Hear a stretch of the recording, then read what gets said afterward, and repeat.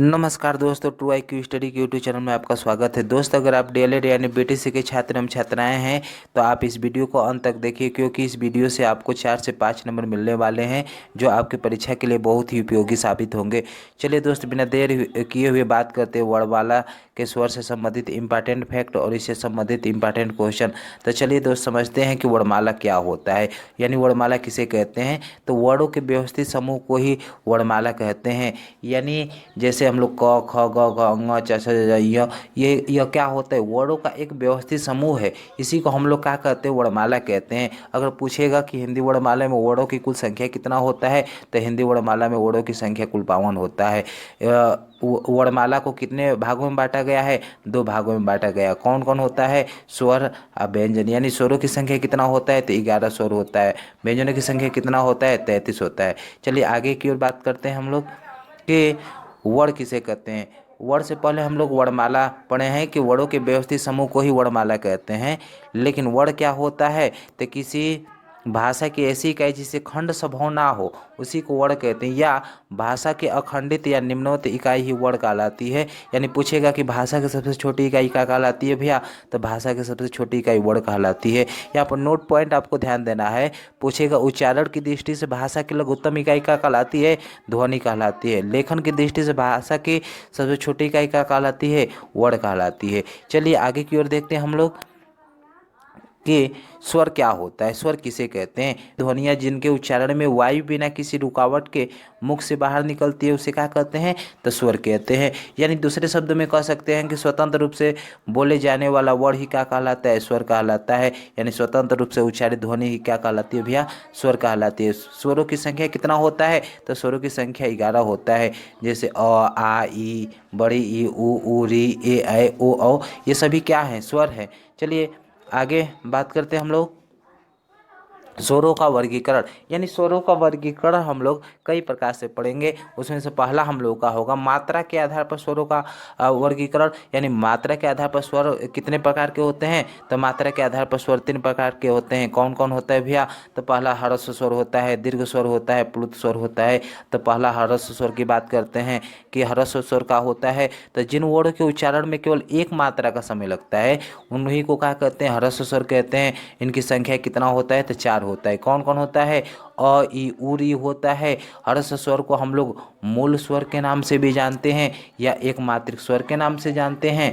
चलिए दीर्घ स्वर की बात करते हैं, तो दीर्घ स्वर किसे कहते हैं, तो जिन वर्णों के उच्चारण में 2 मात्रा का समय लगता है उसी को हम लोग दीर्घ स्वर कहते हैं। इनकी संख्या कितना होता है, तो 7 होता है।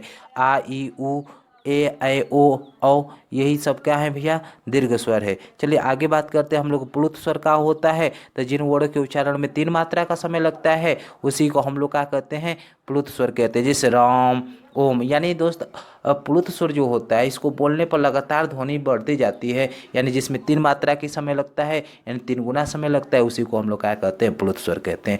आगे पढ़ते हैं हम लोग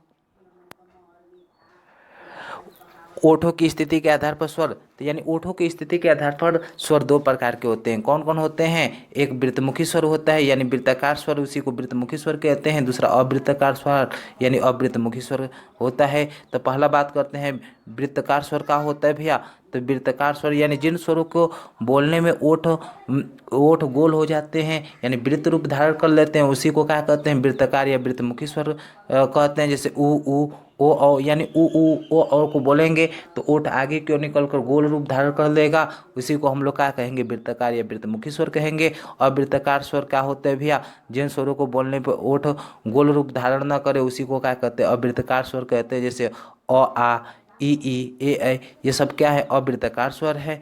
चलिए आगे देखते हैं हम लोग जीभ के क्रियाशीलता के आधार पर स्वर। जीभ के क्रियाशीलता के आधार पर स्वर 3 प्रकार के होते हैं। पहला अग्र स्वर होता है, दूसरा मध्य स्वर होता है, तीसरा पक्ष स्वर होता है। तो बात करते हैं अग्र स्वर का होता है, तो अग्र स्वर जो होता है जिन स्वरों को बोलने पर जीभ का आगे वाला भाग क्रियाशील होता है उसी को हम लोग अग्र स्वर कहते हैं। जैसे ई, ए, ऐ, इसी में री आता है। यानी री अग्र स्वर के अंतर्गत आता है। यानी री को बोलेंगे तो जीभ का आगे वाला भाग क्रियाशील रहेगा। यानी पूछेगा कि अग्र स्वर का होता है, तो जिन स्वर को बोलने पर जीभ का आगे वाला भाग क्रियाशील रहेगा उसी को अग्र स्वर कहते हैं। इनकी संख्या पूछेगा तो कितना होता है, 5 होता है। चलिए मध्य स्वर की बात करें तो मध्य स्वर की संख्या कितना होता है, तो 1 होता है। का होता है, अ होता है। अ को ही हम लोग क्या कहते हैं, मध्य स्वर कहते हैं। चलिए पक्ष स्वर का होता है, जिन स्वर को बोलने पर जीभ का पीछे वाला भाग क्रियाशील होता है उसी को क्या कहते हैं, पक्ष स्वर कहते हैं। जैसे आ, उ, बड़ा उ, औ और आगस स्वर, इन्हीं को हम लोग क्या कहते हैं, पक्ष स्वर कहते हैं। चलिए आगे देखते हैं। नाक और मुख से हवा निकलने के आधार पर स्वर। तो नाक और मुख से हवा निकलने के आधार पर स्वर 2 प्रकार के होते हैं। एक मौखिक स्वर यानी इसी को निम्नुनासिक स्वर कहते हैं और दूसरा एक अनुनासिक स्वर होता है। जान लेते हैं कि निम्नुनासिक स्वर का होता है। तो निम्नुनासिक स्वर का मतलब ये होता है कि बिना नाक से बोले जाने वाले स्वर, यानी जो बिना नाक से बोले जाते हैं उन्हीं को क्या कहते हैं, निम्नुनासिक स्वर या मौखिक स्वर। जैसे अ, आ, ई जो होता है उसी को हम लोग क्या कहते हैं, मौखिक या निम्नुनासिक स्वर कहते हैं। चलिए आगे है अनुनासिक स्वर।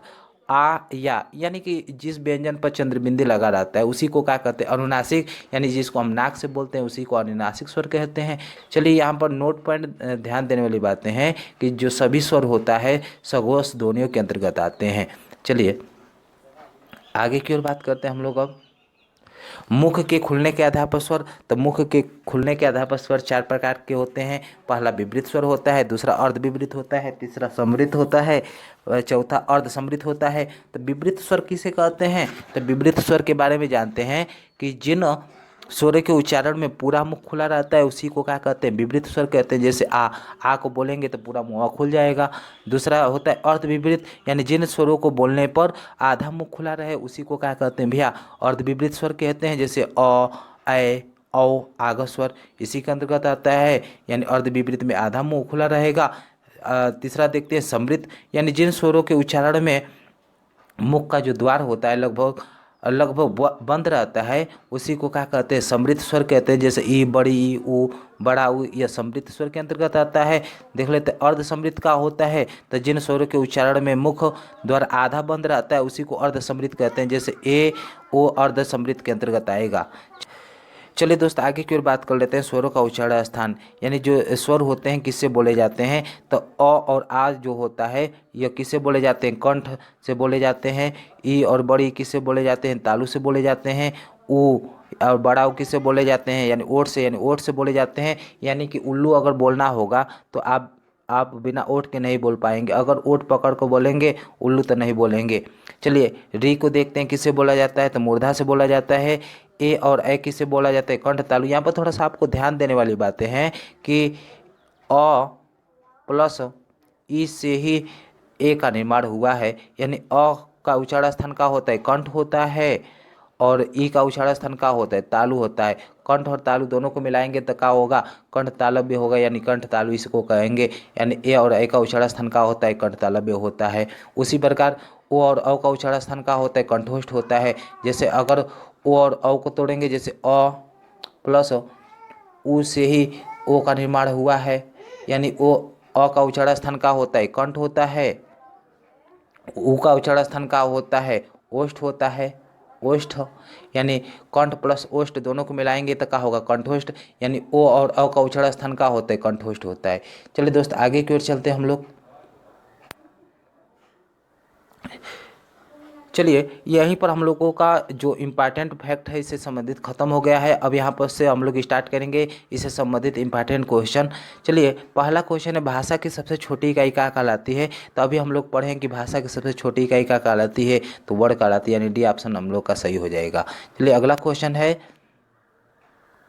वर्णमाला कहते हैं, वर्णमाला किसे कहते हैं, तो वर्डों के व्यवस्थित समूह को ही क्या कहते हैं, वर्णमाला कहते हैं, यानी डी वाला ऑप्शन हम लोग का सही होगा। चलिए अगला क्वेश्चन है कि ए ऐ क्या कहलाते हैं, तो कंठ तालव्य कहलाते हैं। अभी हम लोग पढ़े हैं कि अ प्लस ई से ही ए का निर्माण हुआ है, यानी अ को कंठ से बोलते हैं, ए को किससे बोलते हैं भैया, तालु से बोलते हैं। कंठ और तालु दोनों को मिलाएंगे तो कंठ तालव्य होगा, यानी डी वाला ऑप्शन हम लोग का सही हो जाएगा। चलिए अगला क्वेश्चन है भैया, निम्न में से अग्रस्वर है, तो निम्न में से अग्रस्वर कौन है? तो निम्न में से अग्रस्वर ई और री है। यानी कि हम लोग पढ़े हैं कि जीव की क्रियाशीलता के आधार पर स्वर 3 प्रकार के होते हैं, अग्रस्वर, मध्य स्वर और पक्ष स्वर। अग्रस्वर के अंतर्गत ई और री पढ़े थे हम लोग, यानी बी ऑप्शन हम लोग का सही होगा। चलिए दोस्त, अगला क्वेश्चन है हम लोगों का, वृत्ताकार स्वर नहीं है, इनमें से कौन वृत्ताकार स्वर नहीं है? थोड़ा दोस्त यहाँ पर डी वाला ऑप्शन सही कर लीजिएगा, आ के जगह पर यहाँ पर ओ है। देखिए, वृत्ताकार स्वर, अवृत्ताकार स्वर हम लोग 2 प्रकार के पढ़े थे। एक वृत्तमुखी स्वर यानी वृत्ताकार स्वर होता है, एक अवृत्ताकार। वृत्ताकार में हम लोग पढ़े थे कि जिन स्वरों को बोलने पर ओठ गोल रूप धारण कर लेते हैं उसी को वृत्ताकार स्वर कहते हैं, जैसे ऊ, बड़ा ऊ, ओ, औ। ये चारों वृत्ताकार स्वर के अंतर्गत आते हैं, जो कि उ ओ ये वृत्ताकार स्वर के अंतर्गत है, लेकिन अवृत्ताकार स्वर के अंतर्गत है। यानी कि वृत्ताकार स्वर नहीं है। कौन नहीं है भैया? सी वाला ऑप्शन अ नहीं है, इसलिए हम लोग का सी ऑप्शन सही होगा। चलिए अगले क्वेश्चन पे चलते हैं हम लोग। जिह्वा के आधार पर स्वर कितने भेद होते हैं? तो जिह्वा के आधार पर स्वर के 3 भेद होते हैं, यानी बी वाला ऑप्शन हम लोगों का सही होगा। चलिए दोस्त, अगला क्वेश्चन है हम लोगों का, जिन वर्णों का उच्चारण करते समय अन्य ध्वनि की सहायता नहीं लेते हैं उन्हें क्या कहते हैं? यानी स्वतंत्र रूप से उच्चारित ध्वनि ही क्या कहलाती है? स्वर कहलाती है, यानी बी ऑप्शन हम लोगों का सही होगा। चलिए अगला क्वेश्चन है, अयुग्वाह वर्ण हैं, तो अयुग्वाह क्या कहलाते हैं? तो अनुस्वार और विसर्ग कहलाते हैं, यानी हम लोगों का सी ऑप्शन सही होगा। अगर आपसे पूछेगा अयुग्वाह की संख्या कितना होता है? 2 होता है। क्या होता है? एक अंग होता है, एक अ होता है। अंग और अ होता है। अगर अंग को पूछेगा क्या कहलाता है, तो अनुस्वार कहलाता है, और अ को पूछेगा तो क्या कहलाता है भैया? विसर्ग कहलाता है। यानी चलिए दोस्त, अगर आपको यह वीडियो अच्छे लगे तो आप इस चैनल को लाइक शेयर और सब्सक्राइब कीजिए, और नेक्स्ट वीडियो के लिए कमेंट बॉक्स में कमेंट कीजिए, और अपना ध्यान रखिए और अपने माता पिता के सपनों को साकार कीजिए। जय हिंद, जय भारत, वंदे मातरम साथियों।